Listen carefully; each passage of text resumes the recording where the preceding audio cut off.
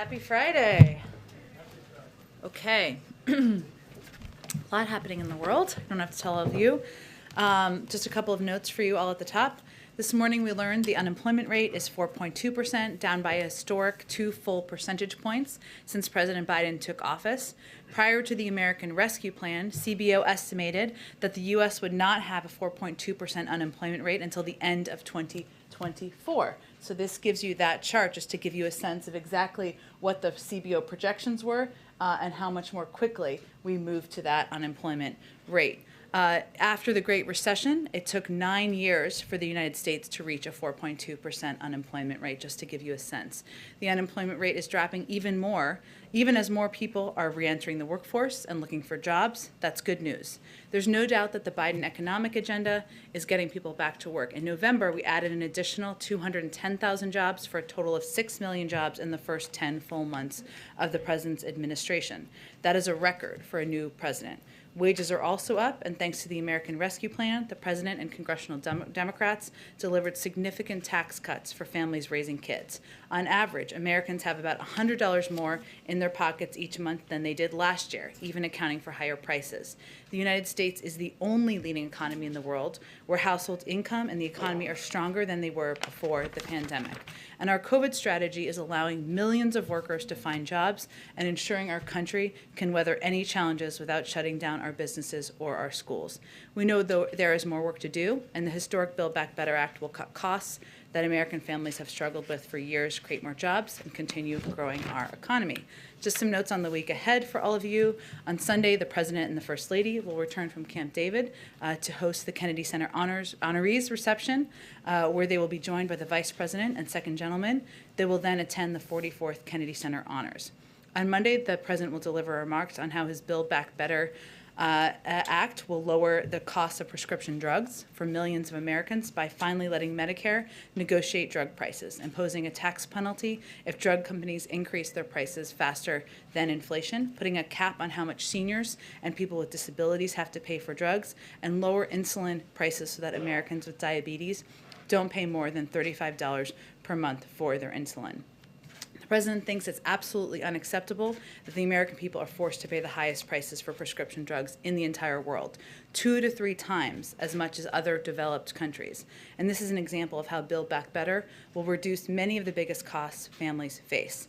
On Thursday and Friday, the President will host the Virtual Summit for Democracy, bringing together over 100 participants representing governments, civil society, and private sector leaders. The President will deliver the summit's opening and closing remarks and will participate in plenary sessions. I know we've previewed some components of that, and we'll have more in the coming days. Go ahead, Alex. Thanks, Jen. I have a few questions on Russia and then one on Iran. Sure.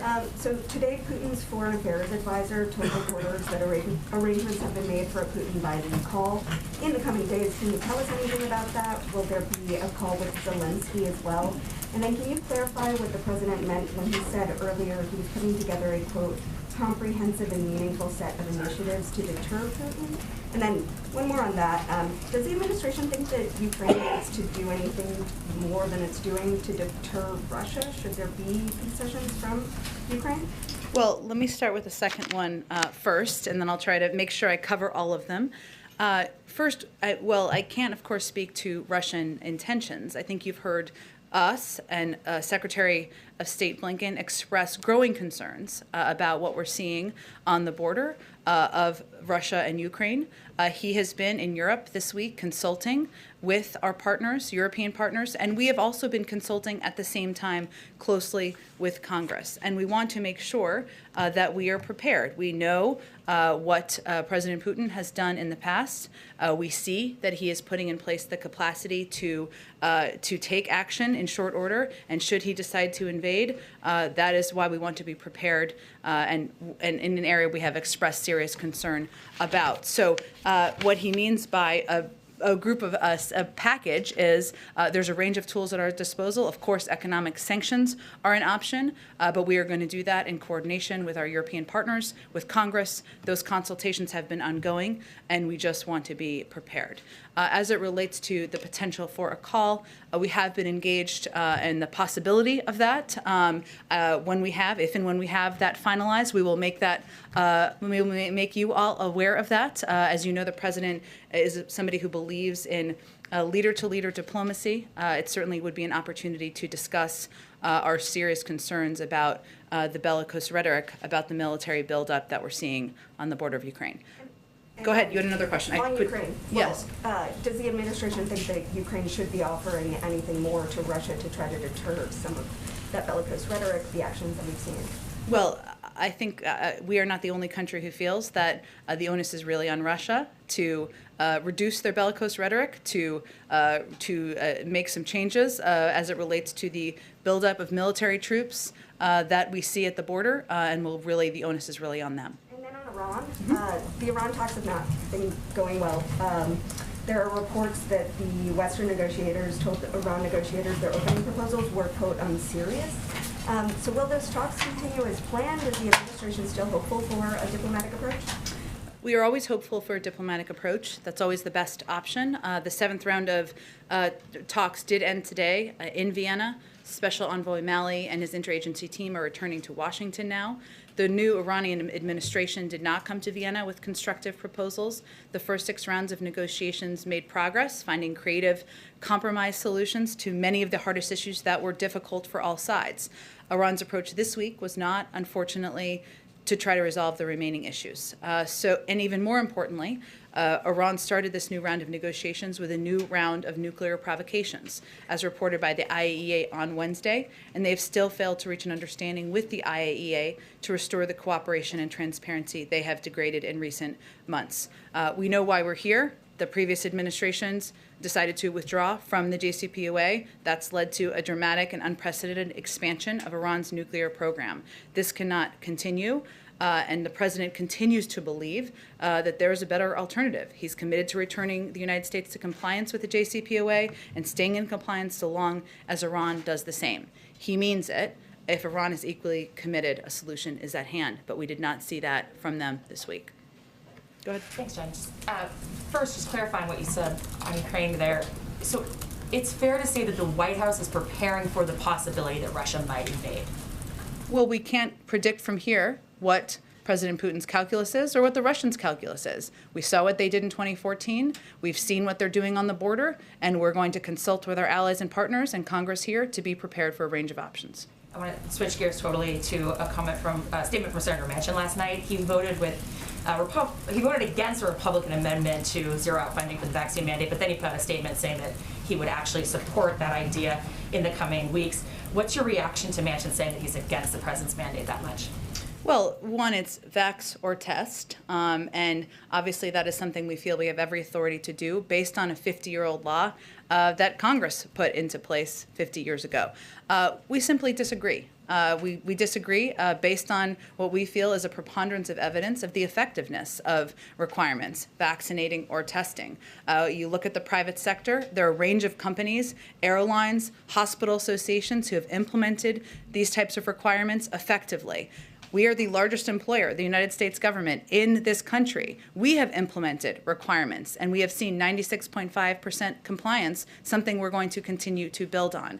And these companies and the federal government are doing it for a range of reasons. It creates certainty, it allows people to feel safe in the workplace, and it's good for the economy. So we disagree on that front, and we're going to continue to press forward with these requirements. But to that point, if the companies are doing them, I mean, that's Manchin's statement, was that we should just continue to incentivize companies. Why, what are you going to do if he votes with Republicans and tries to really gut funding for these mandates? I'm sure we'll be having discussions with him and anyone who is an opponent of these steps, but I don't have all the details of what this would actually propose. We're talking about implementing requirements through a 50-year-old law. It's obviously in the courts now. It is a good sign, no question, that companies are doing this in the private sector, but we still feel at this point in fighting the virus, it's important to move forward with these requirements. Go ahead. Just a quick follow-up on Ukraine. Russia has been pretty clear for the past several months about what they're looking for out of the U.S., out of NATO, in terms of this crisis. They want firm, legally binding security guarantees. They don't want NATO in Ukraine. They don't want to see a military buildup on the other side. And they don't want to see Ukraine become a member of NATO. Where is the flexibility for the White House on this? Are you willing to budge on any of those issues? Well, NATO member countries decide who is a member of NATO, not Russia. And that is how the process has always been and how it will proceed. I think it's important to remember where the provocative action is coming from at this point in time. It's not the United States. It's not Ukraine. Okay, so let me ask you about abortion rights. You mentioned yesterday about the president's support for the Women's Health Protection Act, which was passed by the House and the Senate, and the House in September is awaiting action in the Senate. President Biden has talked a number of times about there being areas where he is open to reforming the filibuster. Preventing a default is one of those examples that he's given. Is passing this bill one of those things, and does he want to see quicker, faster, stronger action on that? Well, again, we don't have a ruling from the Supreme Court. We don't expect that for several months. The president continues to believe that codifying Roe is something that should be done, and he supports this piece of legislation. But I think we're getting a few steps ahead in the process at this point. But again, that bill was passed in September. Schumer said it will come up very soon in the Senate back in September. Where is that, and is the White House doing anything to push that along? I would point you to Leader Schumer's office on any status of when that would come forward. Again, it's something the president strongly supports, and he is a strong advocate for codifying Roe. Go ahead. In the president's remarks earlier today, when he was asked about his cold, he said that he is being tested daily for COVID-19. My understanding was that it was done with less frequency of that. I know Dr. O'Connor said that he was tested 3 times this week, but is there a change in protocol where he is going to be tested daily? And what kind of test is he getting, antigen or PCR test? Yeah, I think we just put out some details from Doc O'Connor that outlines how many times he's been tested, and I believe the kind of tests that he received. He received those tests because he had a cold, which would be considered a symptom, but it's not a change in protocol. And so he is not going to be tested daily? No. And then yesterday, President Biden said that he spoke with Senators McConnell and Schumer on government funding. Has he spoken with Leader McConnell when it comes to the debt limit, and would the president be open to tying the debt limit to the NDAA? I don't have any calls to read out for you, but we are encouraged by the conversations that are happening between Leader Schumer and Senator McConnell about how to address a range of issues that are in front of Congress, including the debt limit.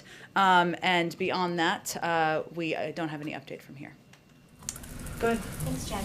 Just to clarify, the president did say he was tested every day for COVID, so did he just misspeak there?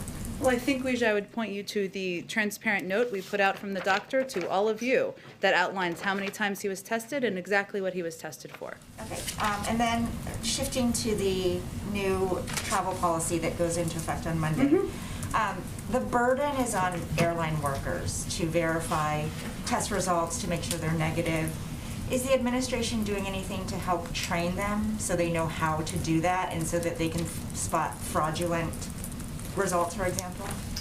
I would really point you to TSA, a division, of course, of the government. I'm sure that they are taking steps to make sure people are prepared to look for how to verify, but I would really point you to them for more details. Okay, and the president just announced it yesterday. It goes into effect Monday. Can you share what you're doing to get the word out to international travelers, especially to Americans who might be coming home? Are airlines sending out the message to all those travelers? This is not, I would just remind everyone that this is from 3 days to the day in advance. So it is a change in that regard. It is not an entirely new component. We have communicated that effectively. I think travelers have been able to abide by the 3-day requirement. We will communicate through a range of channels we've done in the past, but we don't expect there to be an issue. And then just one more quick one. A lot of these at-home tests come with a stick. So your test result is the stick that either has 1 line or 2 lines on it. But the FAQ section says that you need, you will need to show a paper or digital copy of your test result. So is the stick the test result? Again, we've been implementing these requirements for the 3-day requirements since we returned to international travel effectively. I would point you to TSA and others for specifics, but this is not an area where we've had issue, and we don't anticipate them in advance of Monday. Go ahead. Thanks, Jen. The Build Back Better plan's price tag is being described as incomprehensible by Congresswoman Abigail Spanberger, a Democrat. And Lindsey Graham says that he has heard from the CBO that they're going to do an alternative cost estimate and that it's going to cost more and add more to the debt. So is there any thought around here to maybe waiting for Build Back Better until a month that you don't have this big miss in the jobs report? There's a lot of things gathered into that question, so let me do the best I can. Let me do the best I can for you here. In terms of the report of a new CBO, that is not exactly how it works. There has been, and let me just start with the irony here, that there's an irony that a number of Republicans who forced an unpopular tax giveaway to the rich that increased our debt by $2 trillion, and certainly didn't ask for a score for a continuation of that legislation that did add to the deficit, are now asking for a score, an additional score, post this bill being concluded for something that isn't even going to be law. They're asking about a potential continuation of these components of the package that, again, the president has said he would pay for. I can't get into the psyche of why. I would suggest that it might have something to do with their opposition to raising taxes on corporations. That seems to get under their skin a little bit. We disagree with them on that front. I would say the CBO has put out a score. A number of economists have put out scores. We have outlined in the past that CBO does not have a great deal of experience scoring components like the IRS tax savings. That's something that the former head of the CBO has also spoken to in the past, and that there are estimates about those cost savings that lead to not only our assessments of the cost and savings from the package, but the assessments by many economists. Okay. On the pandemic, it's been more than 2 weeks since President Biden had a call with Xi. And on that call, we know he did not press him to help with the COVID origins investigation because you said that Xi just understands he's supposed to be transparent. So, in the 2+ weeks since, has he helped and been transparent yet? I don't believe that's exactly what I said. I believe what I said is that we have pressed for this repeatedly. We will continue to, and we'll continue to do that at a range of levels. I don't, unfortunately, have any updates on the participation or willingness of the Chinese to add and provide additional data. Can I provide one other update to you, since you asked me about crime yesterday, and I have a little more information for you? About crime? My question was about Xi. Well, you asked me a question about crime yesterday. Okay. So I was going to give you a little extra information. I followed up for you, Great. Thank Peter. So I would note what should have added yesterday, but I learned afterwards, is that the Justice Department, the FBI, and the federal law enforcement have been in contact with jurisdictions where we have seen this high level of retail theft. So, for example, in Los Angeles, we've seen a rash of robberies. The FBI is providing assistance to a multi-jurisdictional task force led by the LA Police Department.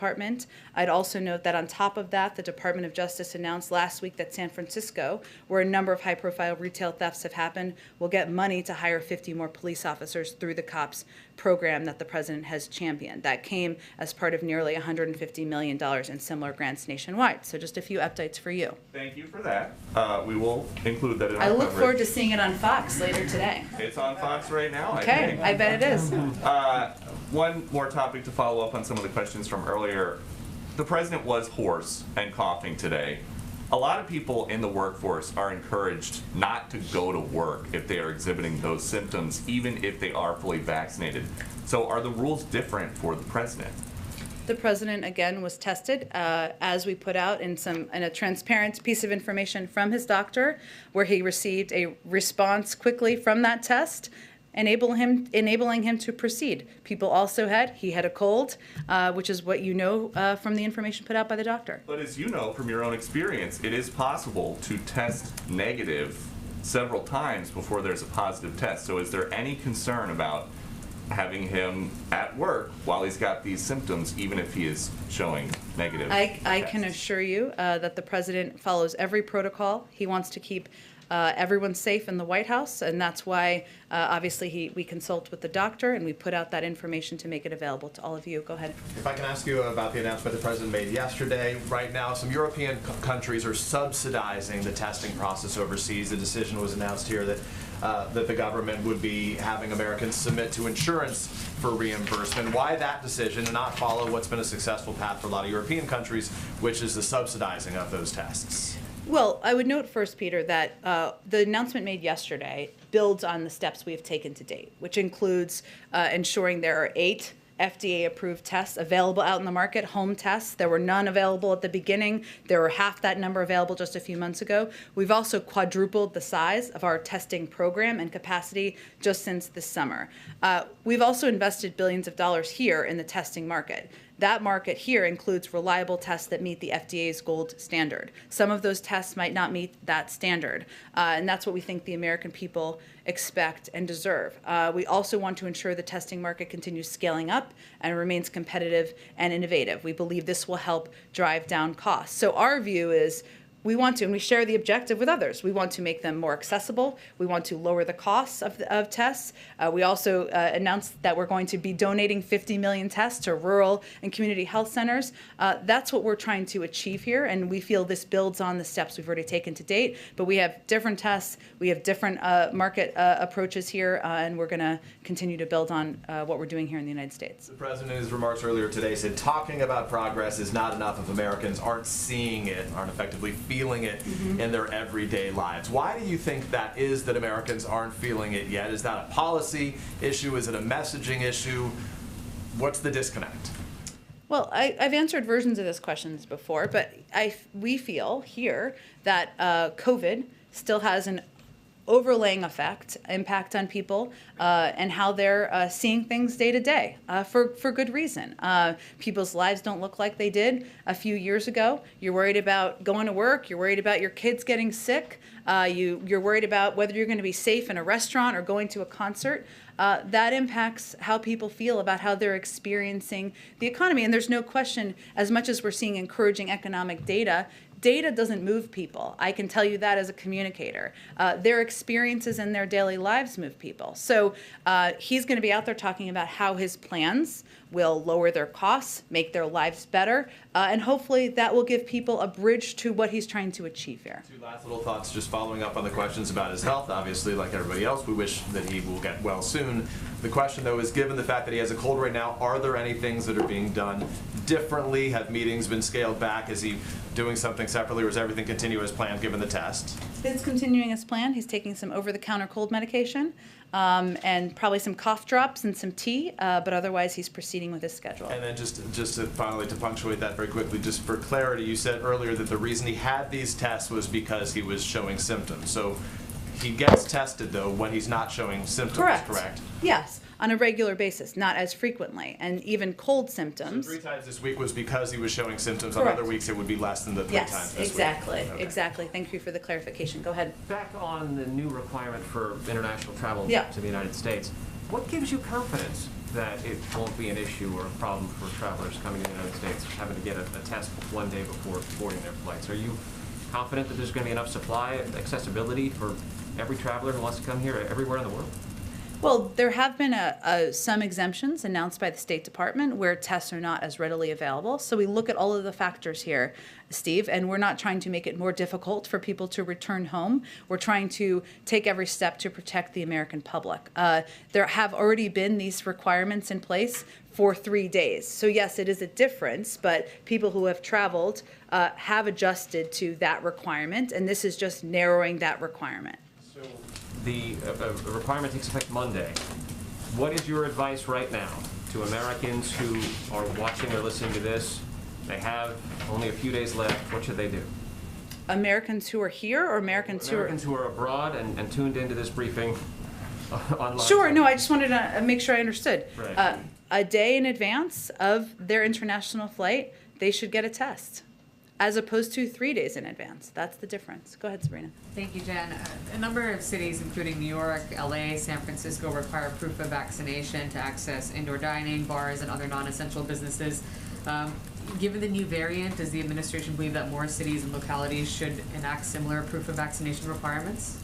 They may decide to do that. Our approach and our view has always been that's up to cities and localities. It is not, as you know, that CDC guidance has changed on this front. There's a lot we don't know about the variant. We're learning more every single day. But again, we continue to believe that's up to states and localities and what they need to do to protect people in their community. And just similarly, with respect to states, cities and localities, there are a number of cities that still have not reinstated mask mandates, but they do fall within the substantial or high transmission category that the CDC has outlined for areas where there should be indoor mask mandates in place. So do you think cities like DC and New York, which are still in substantial or high transmission, should abide by the CDC guidelines? Of course they should. Every city should. I would note, this wasn't exactly your question, but I felt this was an interesting piece of data as it relates to vaccination rates. Yesterday, 1 million people received booster shots, 2.2 million shots total. That's our highest day since May. So just to give you a sense of how people are consuming information, we obviously don't want that to be a response. Our objective is not for people to be scared. That is not what we're trying to do here. But certainly you're seeing that the impact of how this is being communicated about is being felt in communities. People are taking steps to protect themselves. Go ahead. In the state dining room earlier, the president said he was putting together the most comprehensive and meaningful set of initiatives to make it very difficult for Mr. Putin to go ahead with actions towards Ukraine. Are any of those initiatives military in nature? Well, I'm not going to outline them in more detail from here, but I would note that obviously economic sanctions in a range of formats, economic steps are always a part of the option. We have, of course, provided a range of security assistance to Ukraine in the past, and that's something that remains under consideration. But that's what I can preview at this point in time. And just on the next tranche of Fed nominees, has President Biden finished the interviews for those 3 slots? I don't have any update on the personnel process. You can all continue to plan for him to announce the additional nominees in short due time, but I don't have any update on the day. Afghanistan, please. Go ahead. Thank you very much, Jen. Winter is very close, and Afghan people are still in a bad situation, food crisis. Any plan of the United States for humanitarian assist to Afghan people? And also, U.S. Victim family 9/11, they expect to receive some money from the frozen money in Afghanistan. Do you have any comment about that? Although Afghan people lost so many people, like 165 people have been dead in Afghanistan. And Osama bin Laden was found in Pakistan. I think that 9/11 victim family expect this amount from Pakistani authority. So I would just note on the last question you asked, very important question, good question. It's under the Department of Justice is really the right entity to discuss that with. There's some discussion of litigation around that with some of the 9/11 families, so I would point you to them on that. In that regard. On the earlier question, you asked about humanitarian assistance. Absolutely. The United States continues to be the largest, if not one of the largest providers of humanitarian assistance to the Afghan people in the world. We will continue to discuss with our partners, with the UN, with others, the best means of getting that assistance to the Afghan people. And that is an ongoing discussion and one we are committed to continuing to contribute to. Go ahead. Yeah, Jen, thank you. Germany has decided that unvaccinated people should not be allowed to go into public places. That may be a great way to incentivize people to be vaccinated. Let's assume that would not fly in this country. Let me ask the serious part of the question really is, there seems to be, no matter what, this 27–30% of the population, the eligible population, that refuses to be vaccinated for a variety of reasons. It's a little lower than that. I mean, more than 82% of people have received their first dose. But what makes the president think that this new winter initiative of trying to get people to get vaccinated, what makes him feel confident that that's going to work on those people who absolutely refuse to be vaccinated?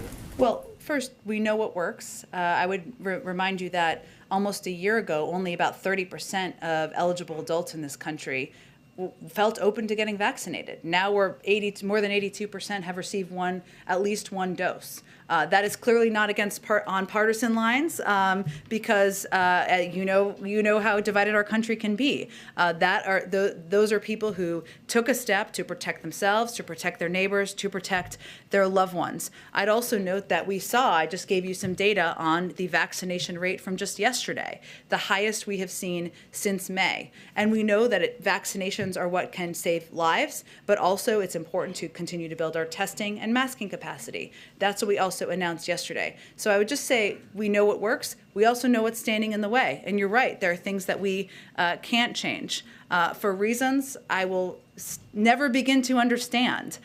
Some members of the Republican Party have decided that their political platform is going to be running in favor of protecting people from getting vaccinated or from getting tested.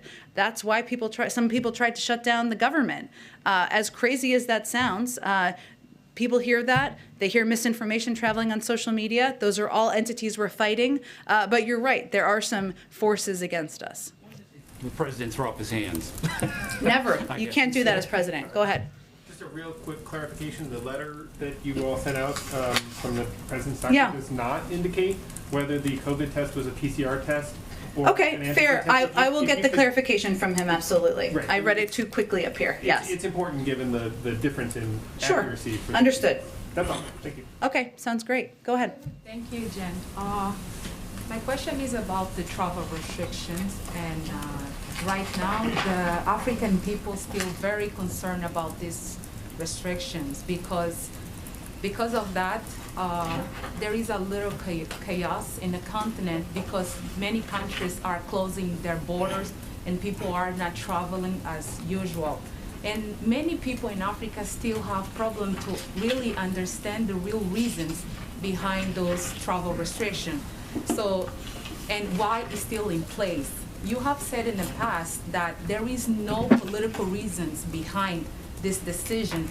And the president and you yourself have mentioned that this is to protect the American people and it's for the safety of the American people.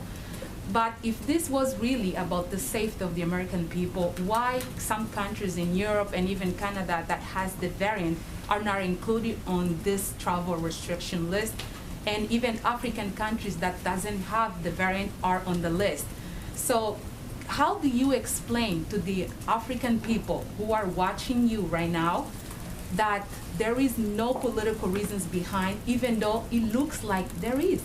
So I would say directly to the people in Africa that these restrictions were announced a week ago on the recommendation of our health and medical experts, because what we saw and what we have continued to see is that in South Africa, the variant and the spread of the variant led to hundreds and thousands of cases. And I don't have the exact number in front of me, but now it's definitely far into the thousands of cases.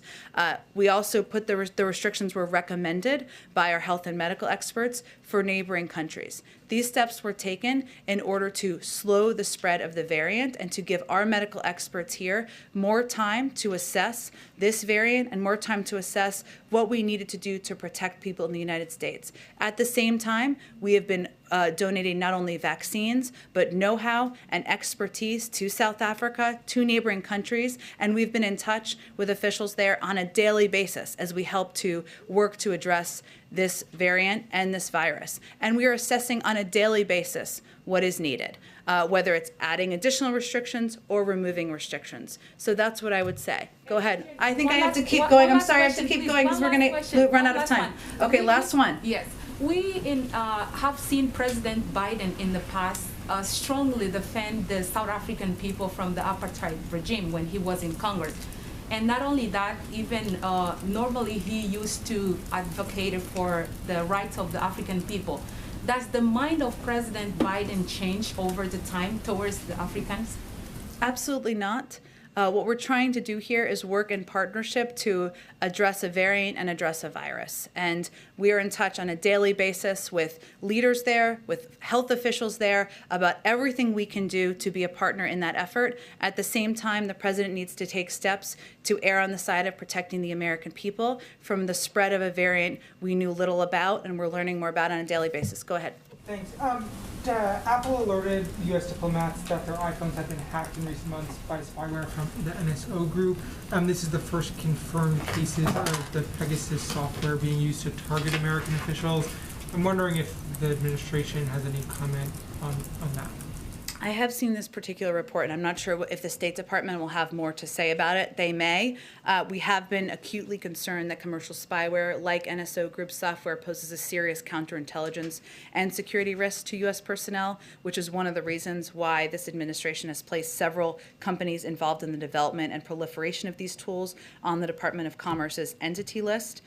We have also mobilized a government-wide effort to counter and curb proliferation of these commercial hacking tools. But in terms of this specific incident, I'd point you to State. They may have more up-to-date information on it. And just one more on the shooting in Michigan. I'm wondering if you have any update on whether or not the president has had any contact with state or local leaders or families impacted by it. And then secondly, gun control is obviously something that he's talked quite a bit about. There is no, he nominated someone for the ATF. That nomination has been pulled.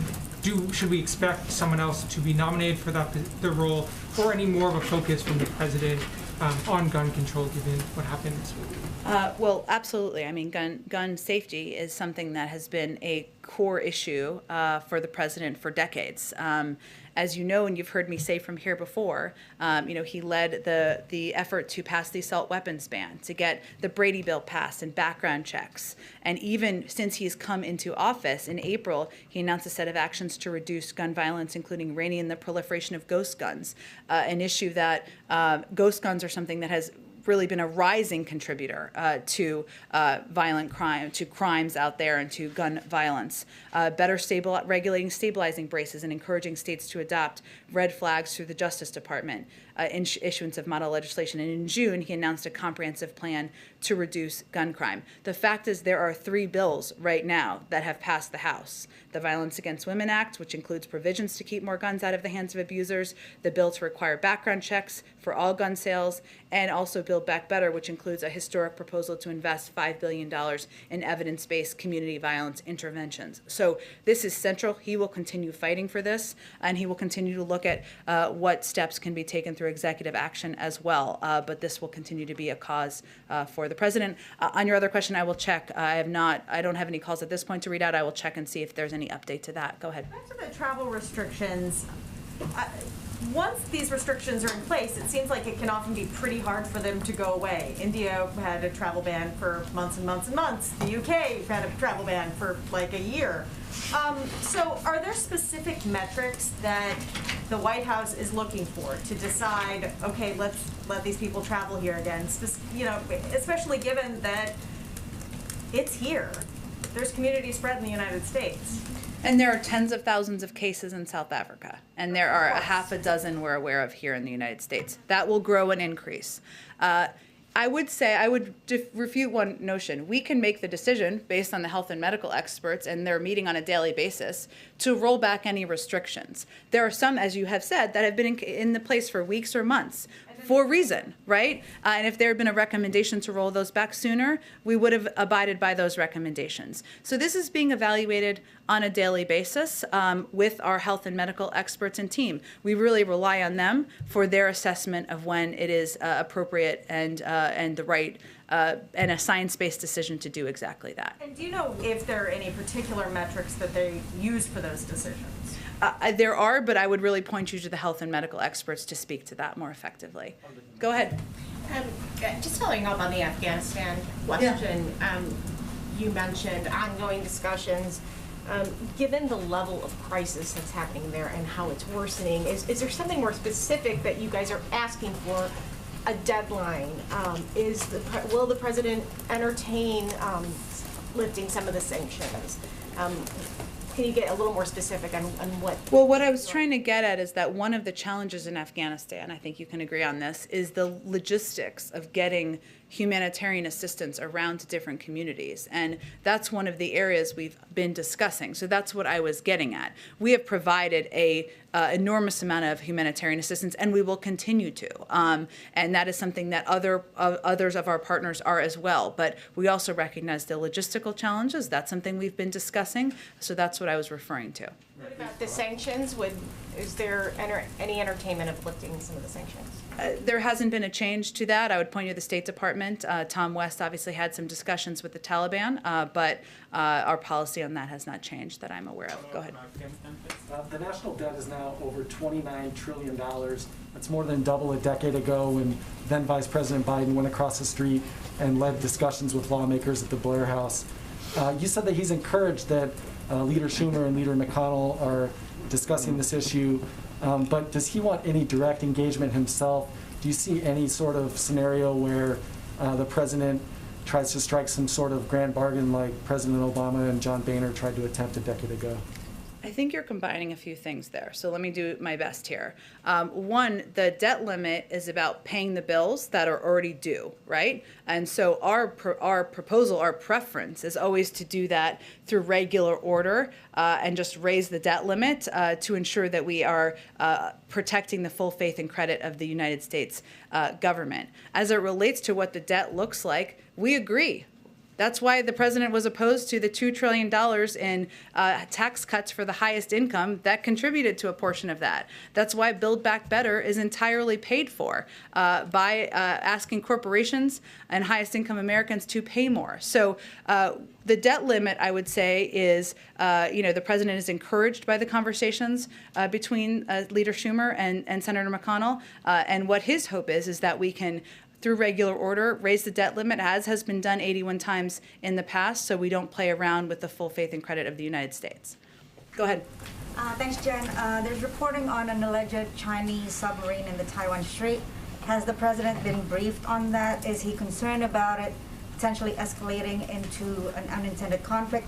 And just on a more broader level, is the administration preparing for any kind of potential increased Chinese provocations, either in the Taiwan Strait, South China Sea, anywhere, in case Beijing decide to express their frustration ahead of the Democracy Summit? Well, I would say first, we always raise concerns we have about any provocations or escalatory behavior that we see.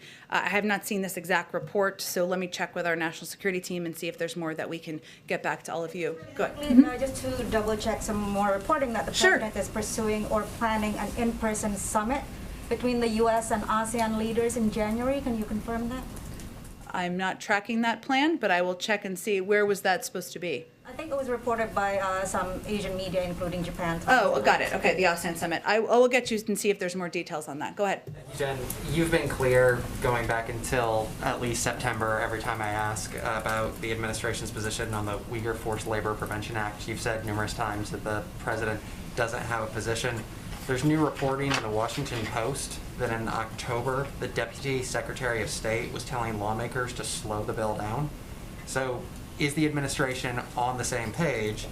And why does it seem that the Deputy Secretary of State was saying in private to lawmakers to slow this down, while in public, the White House has been saying that the president is neutral? Well, I wouldn't say we're neutral. I would say we share Congress's concern about forced labor in Xinjiang, and in fact have taken a number of concrete measures, as you know, on our own, including but not limited to visa restrictions, global Magnitsky and other financial sanctions, export controls, import restrictions, the release of a business advisory, and rallying the G7 to commit action. So I would say we are hardly neutral. We have strong concerns, serious concerns, and we are absolutely not lobbying in any way against the passage of this bill. There are negotiations and discussions between members of Congress. The executive branch often offers Congress technical advice to make legislation effective and implementable by the agencies responsible. Those are the conversations that are happening, but we absolutely support and have been advocates for doing more to put in place accountability here. You laid out a number of executive steps that the president has taken, and then also how he's rallied the world, at the G7 on this issue. Does he want Congress to do anything additional? I mean, he's leading on the world stage. Is he going to lead in Congress in terms of actually getting something in the law? There's negotiations he fully supports between members of Congress, and he supports the objective of doing more here. And as is evidenced by the fact that we have done a great deal. We're offering technical assistance. Again, we're not lobbying against this bill in any way, shape, or form. That's a normal part of the process in order to make sure legislation can be effective and implementable. That's where the status of it is at this point in time. we gotta wrap it up. Go ahead. Thanks, Jen. I wanted to ask you about Mitch Landrieu's team, the infrastructure bill. Sure. Can you talk about what specific tasks that team is going to be handling, what kind of staff he's going to get, and who they're already meeting with and working with? Well, in terms of the staffing question, I think that's still being determined. But what his role will be, I would say, is akin to the role Gene Sperling has had in implementing the bipartisan infrastructure piece of legislation that includes engaging closely with local elected officials, mayors, governors. Fortunately, he's got some experience doing exactly that.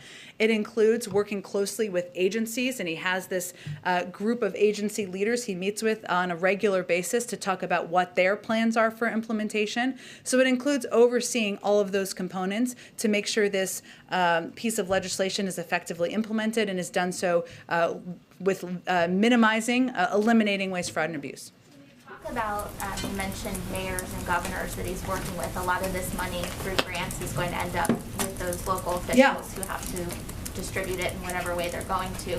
Are you at all, like, how are you mentioned that he's talking to them, but are you doing anything to prepare those officials to be able to get this money out the door and use it in the way that the president wants it used and the law intends it to be? Right. There was an executive order that laid out kind of the 6 priorities of how this would be approached. Investing the public dollars efficiently, buying American, creating good paying opportunities for millions of Americans, investing public dollars equitably. That's the model that he is pursuing this through. There are a number of different agencies that are overseeing key components of the implementation, as you know. Some of these programs are grant making. Some of them are programs that are already up and running, where we're augmenting and adding more to it. You may have seen that there was an announcement from EPA yesterday, right, about a project that was going to be underway to knock down and replace lead pipes. That's a program that could happen on the earlier end. We've talked a little bit about how taking steps to continue to address congestion at ports is a top priority. That continues to be the case. There are some components of this, massive infrastructure projects, that will require a longer-term approach because we want to do it effectively and we want to do it right. He is overseeing all of that, working in close coordination with agencies and leaders, mayors, governors in these states to implement not just short-term but also longer-term projects. Okay, we have a visitor today. Hello, great meeting you, Raphael. From Univision. Thanks for joining us. I like your backdrop. What can I answer for you today? Oh, can we hear you? Uh-oh. Yes. Can you try to talk? I guess you can. Oh, great. Okay. We had an audio issue last week. Okay. Woo! Okay. Hello, Secretary Psaki. Thank you for taking my question. I'll ask you something that is a cause of concern for our communities here in Georgia. As you probably know, our state is only we have only 51% of our population fully vaccinated.